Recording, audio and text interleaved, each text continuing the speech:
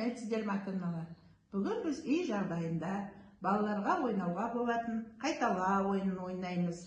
Ол үшін бізге манка ұнтағы, оны салатын ыдыс және әртүрлі пішіндер салынған карточкалар қажет болады.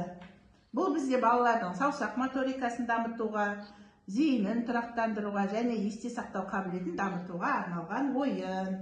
Біздер қазір алдымызға карточканы қоя отырып, осы карточкадегі суретті бала екі қолыменен манка ұнтағында қайталап бейнелейді. Бізде дөңгелей. Жасайық, бірәлі, жасайық. Қазір қайтпен. Өзім жасайық. Екі саусақпенен қайталайды. Жақсы. Бізде келесі карточкаде үш бұрыш сурет салынған екен. Екі саусақпенен салау. Салау.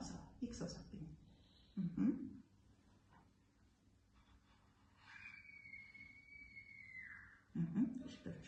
Міне осындай ойындарды үйде балалармен бірге ойнауға ұсыныс береміз.